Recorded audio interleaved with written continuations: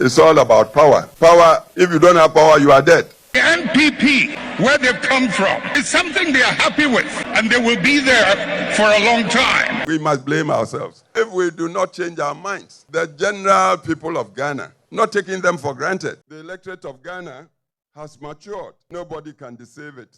So there is overwhelming evidence that this commission is not fit for purpose. And if any serious country will want to maintain this type of electoral commission, then I don't know what the country is about.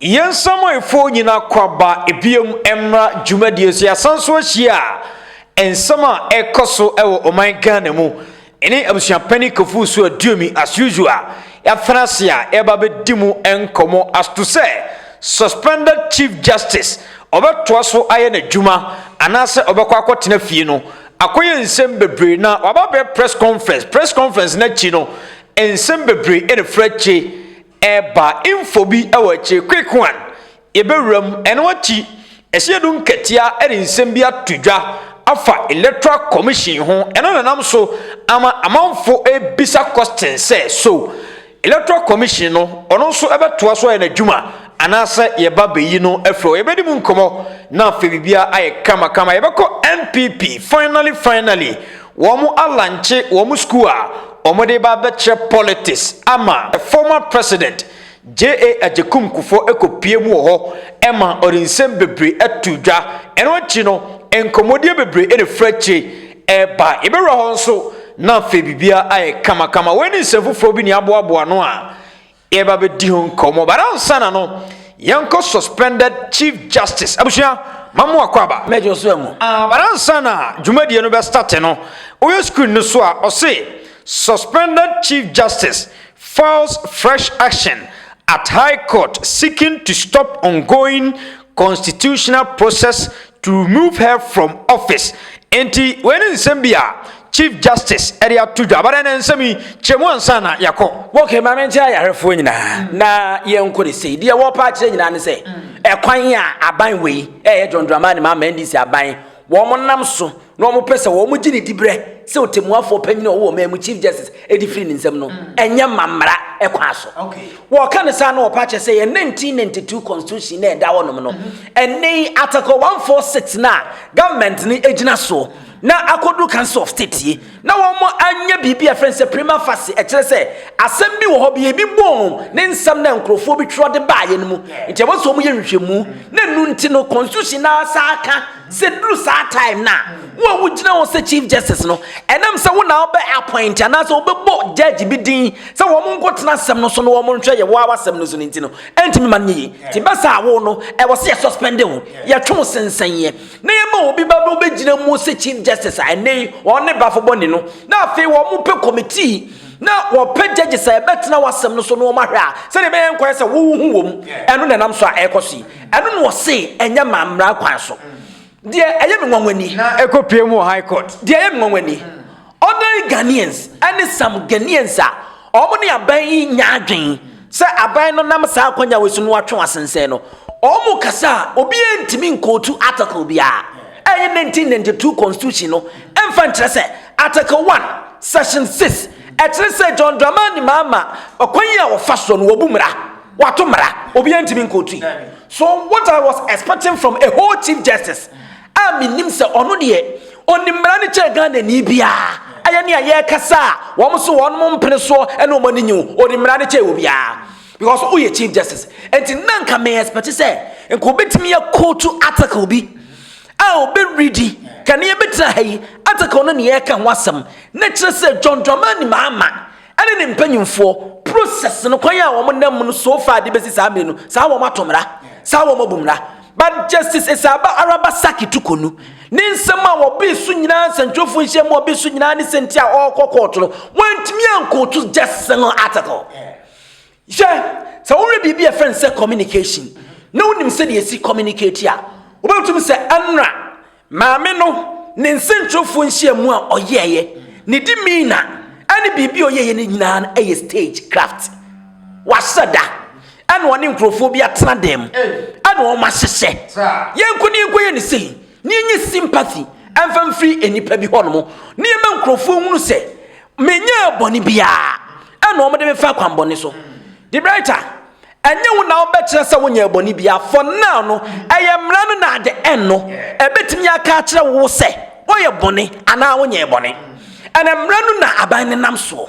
enti se wo begina ho na wo beka ai na afedie akwa akwajeje se mre bi omu egu ye e wo Ghana hanom ode ne okọ afi akwa akoduru baabi a wo de na tena se a wo di na asema Edus Lodge honom na wo refer to ni wo fa bi a ekoka sa judges na wo mu ko no ho enti sa ma sa dan no abeye adekra dan bi a ade ama na oduru ho a ne hu ato no so enaban ne boapa ena wo de ko Edus Lodge ho se de beye a wo de beti intimidate no wo de betete no wo de be suppress no na amo obohu na ontumi enyo maame when you sign any signal or show the check Ghana for any real signal say na ekoso na onu amukura na ba ne pese okuno picture o pese otwa de chain but when wonim Edus Lodge bia no so already Edus Lodge dan na ye kana sabi enye dan bia obeka se ewura mu a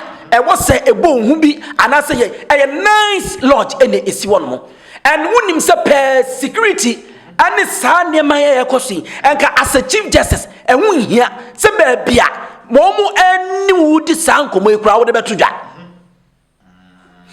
wo pa a kire se omo mfo the foot soldiers atutrofo na omo mfo ne this kind of process a ekom no aha ani ye totoma no timbetimi aba ma ba demonstration mubetimi aba ma ba stage coup mubetimi aba na judges for na ete an mokura na omo ni media sama bebo wo mutu and I know our boy ya bo Paul minding our ma Ghana ni wiase nyina hu say justice ne mpenasem and that justice is part of the justices wo mo te akonya so no mo hwehwe ni nsem what kind of behavior is this hwene dimina hwene nim na when body ayi no language no ani say dey no osi kasa afi wo sa ka bibi say enya dia obesi form ne odin dibira beto ne anasa china esense so odin dibira tu honom a abrabo a wobebo nyina no as chief justice na dodo de wosu onya no ne nsanka ho ne asem ahanso de abepie mu oni ne se dwuma na amaye no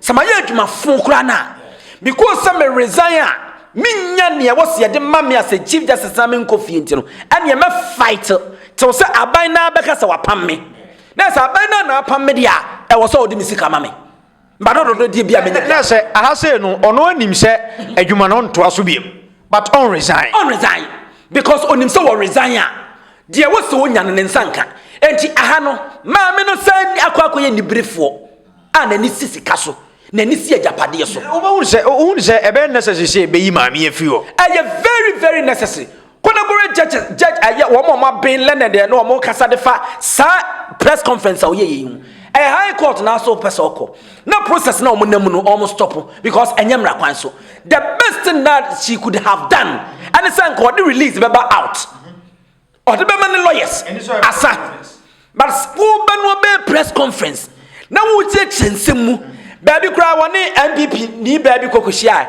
afesema ho kan say when ya be di kan ya meni na hie o enso wo mo beka say me NPP ni why are you doing this to yourself for now no bisa ho say aban ni wie kura na mra ni nyina che say woni fo enti koye adwuma per what you have done the kind of behavior you have exhibited so far no ubetumi ni justice na wo Supreme Court na koye adwuma na that's the question ubetumi ni aban na ye adwuma na that's the question enti ma minute mina and ni futufo no they are not helping him to you no ohun se ensama ma media ba betu dwai e wo so ono ankasa resign ana se for now no de se ono resign ya ko sevu ni face and what ni statement no kan ebinum se ya me resign se ne be ya animguase a ekoso ene ne me fam nyina no eto betwa and na wo kan so resign ho dokodoko de ne emma eno no kan ya wasade besi ho no and wonim se binum tu no fo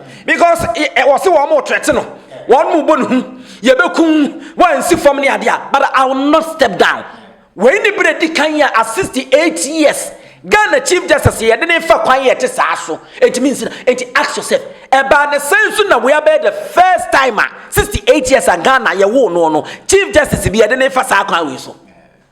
You are not the first Chief Justice. You the political party be you the echechere wo. Enti adenti na wo de na ba beduru say because wo de wa ya amana bro so. Sometimes you need not to be an NPP member or NDC member, but dia obetina sia obeye no ya hwa ya so we de NPP kra na NDC kra na enamra kwa so your body language e wo court how I say wo wurem na say wo boa opponent any ade enti me maame no ya nana no ya de nyina no ya se be ma be ye bi no amaye ni nyina save your face ya se dimpa ayesena honya bi oh ya dimpa ayesena honya I was saying me abana yi me o ma me da mienu. So far you can never tell me say as Chief Justice Tukonu baby I won bra bebre woni fi ahotim. Enti say we resign abana fie mienu say we say mo fie ni amfa ma wa entimi affect o e ma won ka say wonya baby na. But you are saving your face. Wo ma wo busua everybody. Enti sa press conference or here it's quite unfortunate. Na ni kwa sanke baso. Abusha yemfree Chief Justice die so MPP for store no wa but yanko se dun ketia ho ono so di nkomo bi afa electoral commission ho abusua yente ni nkomo ne rekoba e be san to aso. Reminded me that we still have a Blake Manov that is outstanding. Yeah. That must be something that must be on your top list of concerns. That 6 months on election after the election, we still don't have an elected member of parliament. Well, what are you doing about it as a chairman? We are having a wrong election management body in place. And so that is a subject of reset in future. Resetting the EC? Sure. What does that mean? It means that bringing it back into an institution that is fit for purpose. The way it is existing now, it's not fit for purpose. Because you cannot have, with all the laws that we have, you cannot still be having an election that will go into a stalemate. There is no anticipation of any stalemate in elections in any of our laws, unless people don't want to do their work well. And so it's a clear case of, negligence or inability to perform its functions. So it's a good reason why the Electoral Commission needs to be reset. And that is not the only issue. Remember, 4 years ago, there was the issue of SAL. A whole constituency went unrepresented for 4 years. And then, so when this commission, as presently constituted, took over the reins of the Electoral Commission, they have never done an election that is satisfactory. These two major elections, the first one constituency went unrepresented for 4 years.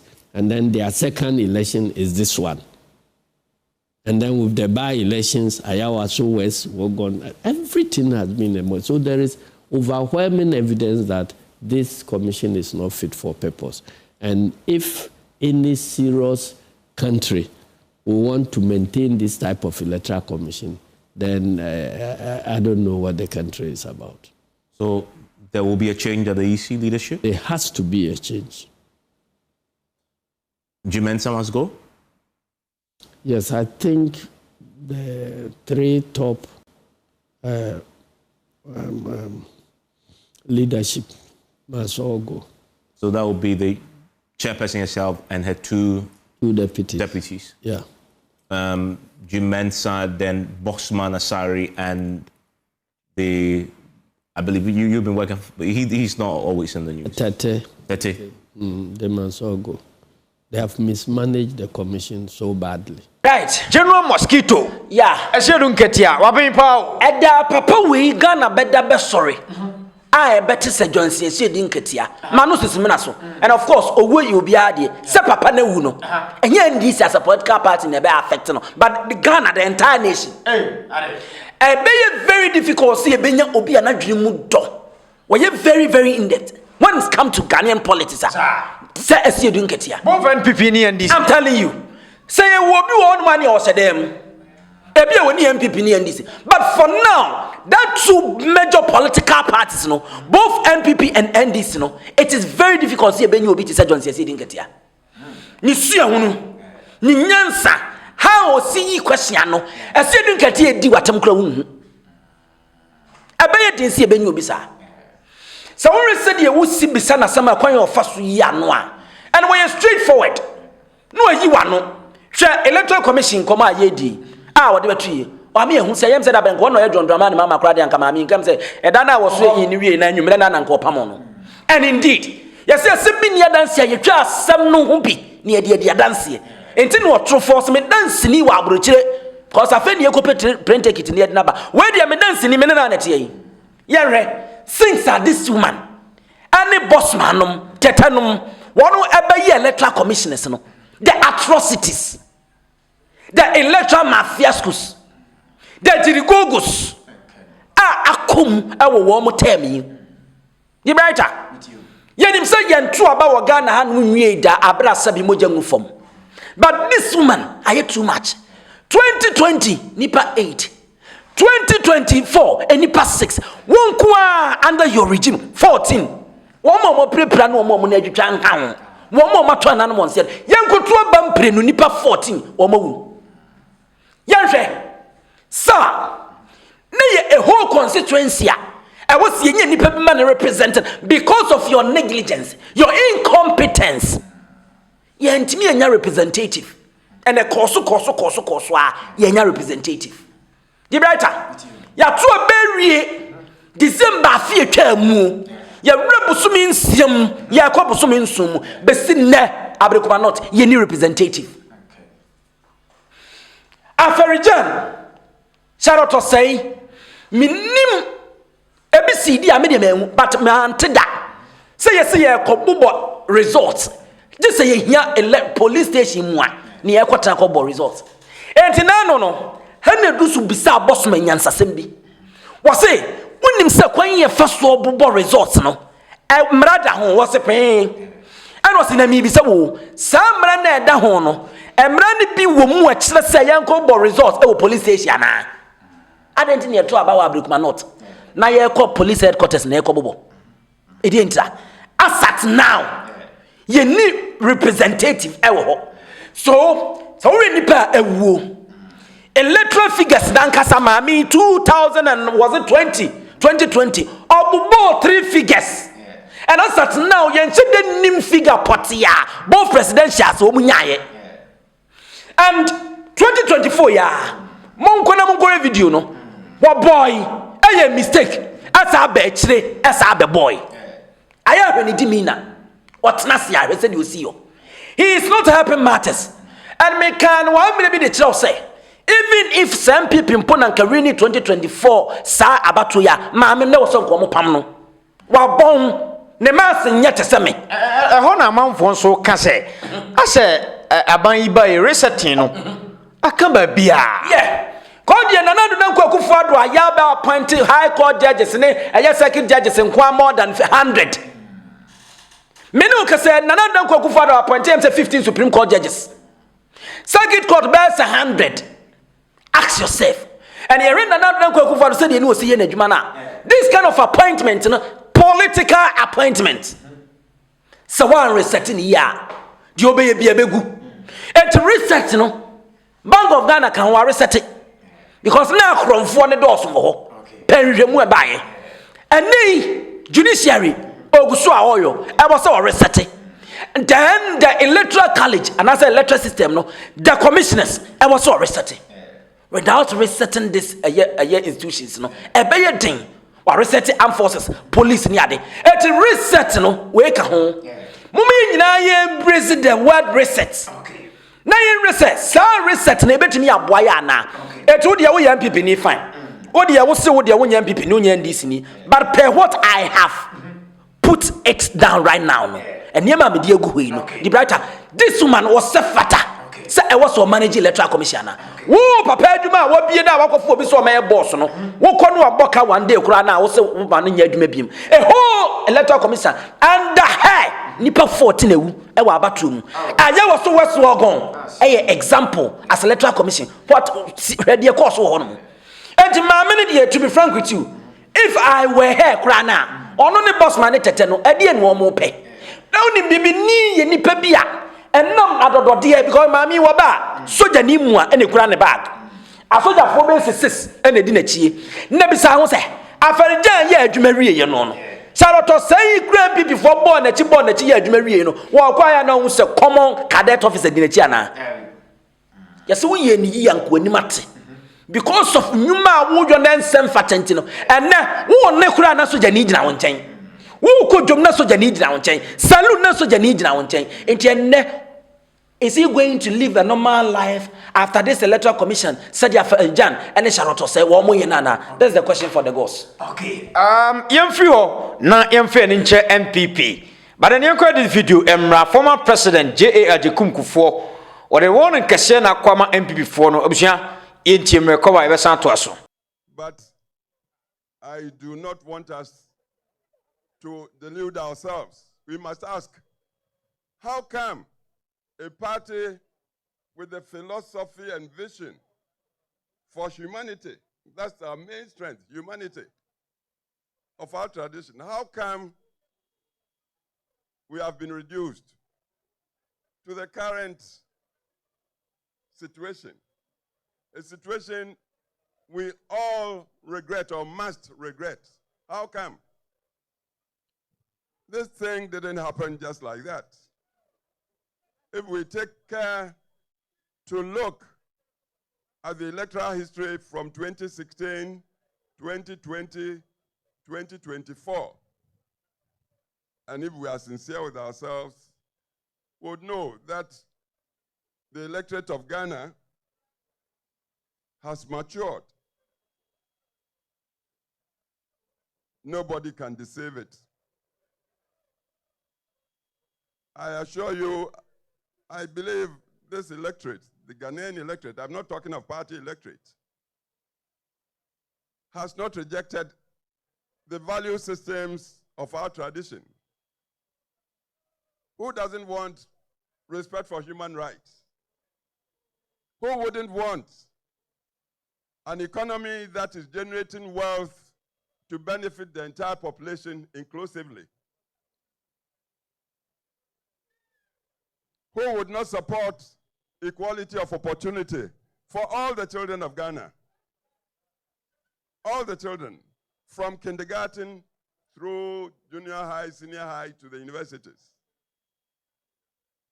Ghana would support this. Who would want to live under a dictatorship that would grab people and put in detention 5 years without trial? Ghana does not support that. 2016, the nation very liberally gave us power, huge majorities. But just 4 years later, let's be critical with ourselves. What was the outcome of the 2020 election? And then just another 4 years, what was the outcome of the 2024 election? I believe we must be stopped in our tracks to tell the truth to ourselves. We don't have, with all our intelligence and high qualifications, we seem to be afraid of critical analysis. We don't want to face the real truth. You see, the other thing with us, we may be brothers or friends, but I get the feeling that you've taken me for a ride. You've cheated me. I tell you, next time around you call me, I may not come. This is another thing we must admit. We are democratic. We uphold common humanity. So, and democracy really doesn't go in for tribe or religion or gender. It's the individual. One man, one vote. And if we want power, we want to present a person who would be convincing to the generality of the electorate. Can this man we are presenting help solve problems for the community at large? so the benefit spreads across the board for all. We look at that this way. If we tell the truth to ourselves, we may see that the way we've been brushed by our opponents from way back. Oh, you are a tribal party. Oh, these days we are including even religion. You do that, and it comes from our mouths, then I tell you, we are perpetuating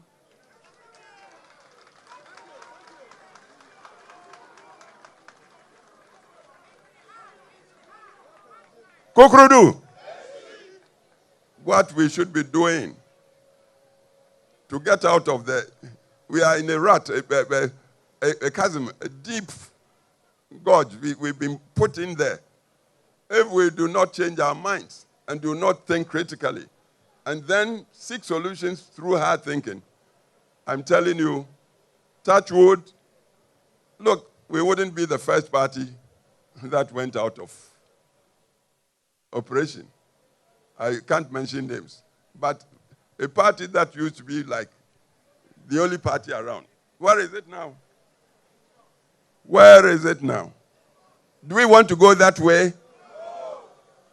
Then please, let's be self-critical. Let's be self-critical. Huh?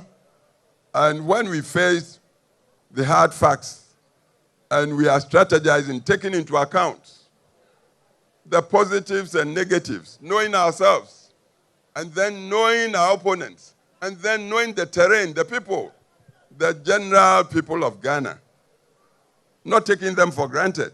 Because, as I said, the electoral history should show an electorate that can change its vote within 4 years, like we experienced from 2016 to 2020, and then from 2020 to 2020, knows what it's about.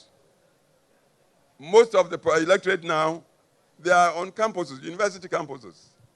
Places that used to be our readouts, our citadels, Legon, and how did we fare in Legon last election? Even with our own children there. Please, so we have serious homework. The ancient wise people, they said, make haste slowly. Make haste slowly. Don't rush, don't stampede, thinking that is the way to find solutions. No, we are dealing with all due respect, very wise electorate. And then, as I said, you may be my brother. If I feel you've dribbled me or tricked me to get to some point, and then you get there, you turn around to me, oh, come and support me. I may bow, oh, yeah. But seriously, I may deceive you. I may not come. Fair play should be the order of the day with us. We are democratic. We believe in justice. Our motto is freedom, development in freedom. And we want to feel like everybody is getting counted. So please, let's go back to the drawing board. Look at ourselves critically. Look at our opponents. Look at Ghana generally. Because the whole idea, you get the party to ask for power from Ghana, the people of Ghana, with the promise you're going to serve Ghana. If you forfeit the trust, you forfeit the trust, the people will show you. People talk monetization. Monetization. Everybody is angry. There's so much unemployment. We tend to know people. Today you get to some position and then you manage to get some money. When it comes to vote, you want to come and give me money. Oh, go and vote for me. Well, because I'm angry, I may take. But in my mind's eye, this guy I used to know. We used to share kokwaya tutun or something together. Now he is coming to buy me to go there so he would continue to enjoy, and me, I won't even have access to him. So they'll chop your money, then they go and vote against you. Then you turn around to blame them. You must blame yourselves. When it happens like that, we must blame ourselves. Because the people, as poor as they are, they want quality service. Our principles are there, high principles. High principles. And I believe when we are talking party, we must know is the principles we subscribe to, not the person who just on a temporary basis has been given the vote. Yes, Dankwa espoused democracy, but the party is not Dankwa. Buzia did, the party is not Buzia. Kuffour got the chance. Kuffour is not the party, not a Kuffour, not any one man. It's the principles, the undying principles. Obi oyenya atwomo NPP mpa JJ Kuffour. Oh. Papa, forgive me. I'm not against you as a father and as a grandfather. But what's some no any one you know? But some now can you say I'm for saying no great. So you hypocrites. I didn't hear. But what would some able no? Was it a yes we are paper from cleaner? Our political party, our power. Then say you be a chairman. Our political party who opposition. So you knew all this. Nti wuntu mi nkanda dada. Afeina wani aba hoso. A obabeka. Wo ye nya atwom. Wo ye hypocrite. And you are enjoying your status as the former head of state because they wunya bibia. But you are not thinking about the ordinary NPP supporter. Except when the party is in power, obenyam faso de free mu. So you sit back enjoying what is going on. What can I say be? What say? And then sorry NPP aman yuko na. Na say ye hwe ni ye ne de adwene ni nyansa mo mama adwene mu nyansa ye adwuma. De nyango body she mutima ye adwuma. Na wo hwe abakwasam a wo ya manyo sam a ye ne Ghana mu. Recently, if 2016, 2020, and 2024 year, ebemma hunu say Ghanaians illiterate, you know, they are mature, and you can't deceive them. That's no question. The worst year can be so pa. They are mature, and you can't deceive them now. So they were deceiving us all this while. Okay. No, so not very Matthias yet. We weren't mature. That no Mr. Ghana for ya Jimmy. Ya dream ha. Into woman na die. So we kwa ba say 2009 this for neka. Same people said the Kuffour dead bodies from Togo and nobody but to goof a voter rate ho. Nobody say Rawlings say wo kum nipa any ade no. When naka wo mu deceiving that taxes no one na. JJ Kuffour. Asem na okay. Media asem bibisaw. Send nipa no omudo omu begu voter rate and this for say wo ma shada the dead bodies abegu on. Na JJ Kuffour wo mu deceiving tactics no. Na we e ka ho ana. As a father of nation. And for now no one say illiterate no we are mature. First near Jimmy and they won't say Ghana for to aban wo ma dream obie. Kobo video we mame. Flight to JJ Rawlings can send be. Emre bia and this foshia ya na wo mu eyo mu nhia mu I think say Cape Coast. Okay. Kona yentie de o kan na me ba be chense mu. Okay, producer Fatu Sumaye. The NPP cannot be underestimated. You know it, I know it. They've been in existence for a long time and have been changing their names up till this day. The nature of who they are. Listen.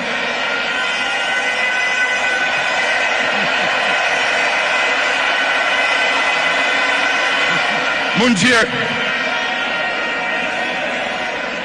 The nature of who they are, what they are, where they've come from, is something they are happy with. And they will be there for a long time.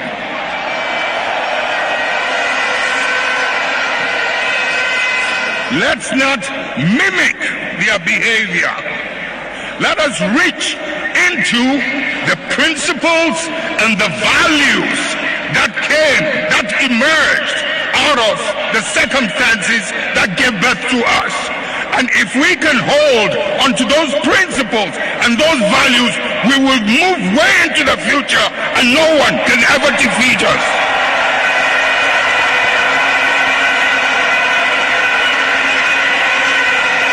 We will ride and override any obstacle as we did in the past. Okay, right. JJ Rawlings, delete. I say, Sankrofui. Oh my sa abosoma kotre. Omo dada omo. Atro. wo mu nyina brane enti se NDC for mu yema so mo be follow wo mu a mo be yira o mu sunu wo no ban no mo follow mo na se mo tradition se mo ka se mo follow na mo di so na mo ya ko akira mo betimi di political power sa be din se obi betimi defeat mo JA Kuffour F ada na di NPP shall see way back UP as a sending sa Rawlings as more kind and the New Patriotic Party Amanyoko Fofra Aba ni twi mu no so we na boss ya any baby shall see free here akoto free here papa asa cha no yo tumfo chiame won no tu no bottom ska no the political party no adadane enti wo man ka so man yo mo adada ntoma JA Kuffour direct and indirectly wanted to tell Alhaji Mahmoud Bawumia any MPP as a political party so womunya antro na recently omutwa e de che Ghana for kane na ne agimi na omutwa antro de che ntina yehu ene yehu ni nyina du ba je se sa na Kuffour eka ya o kasa Bawumia nam se no ye nya atwum nti no antimi anka na people no e wo so ka kire wo mo se mesre ye party ne se ntro na doso mama ye nya intro ni twa na ye mfa no kure enko wo mo ye to abade mo mo ho ka no kure wo mchom efi se enne kane na ne ye de ntro ade mmiri nkrofo e mo to abama ya se Ghana fo na ne abie ti ntro ye twa nyina no wo mu hu mimi se metie yi e be din se obetwa ntro a kire me mama to abama because we are in a modern world medical care se Ghana no ene wiase nyina obi na madan nsam enti wo Ghana population na enipa be 30 million no anya hwe benya 10 million na ewiase nyina da wo mo nsam ena smartphone ena wo mo nso a meka ne se utwa me konkora me NPP utwa me konkora me NDC no sabi ase akaka kra bi bebre na wu ko social no amrante ne de ko social ne media no so na kore nansan kotokuom bridge ban na wi a wonya nwiye no youth young guy wabro so na be 20 years was it first na ne maame nom ana ye wi atumi ye wi say de youth na ba ni nyina de NDC awo why NDC because and they know yemfa tro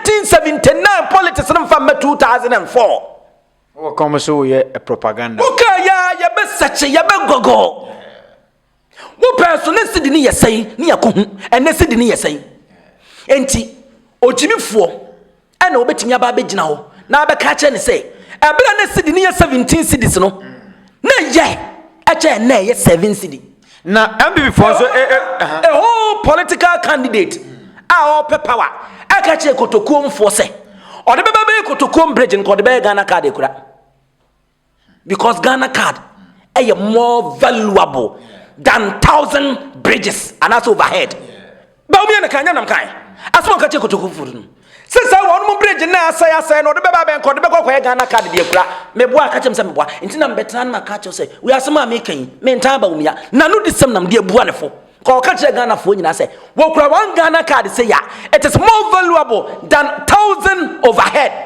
e wo Ghana ha enti sa youth no no agogo no asachi no ahwe Ghana card na de bremie timi ni Ghana card na me bridge ya metimi akọ afuom metimi akoton mi koko metimi atwa kwan yi ene be na meton me kwa akoton but me kura Ghana card na bridge yi anya meden metimi akokotokum na me yire bakọ no ho makomikuno ho makọ afuom makoko makoton ene na be mo so wo sa politician na aka asem wadwene sha and JA Kuffour was giving a clear message to his own political party but he was being hypocritical over there when to me anya boss no se bema anka nsi wo manim pimpo sentro na we MPP say adoso enti yamra fom ne yemfa no kora nya adwuma because as a running mate now because say wo mo de omu hia ye t-shirt what do electric na tem eti obi na dwumu da ho bia no say papa we dey say no person ka chain t-shirt nti na me koto aba ne aba MPP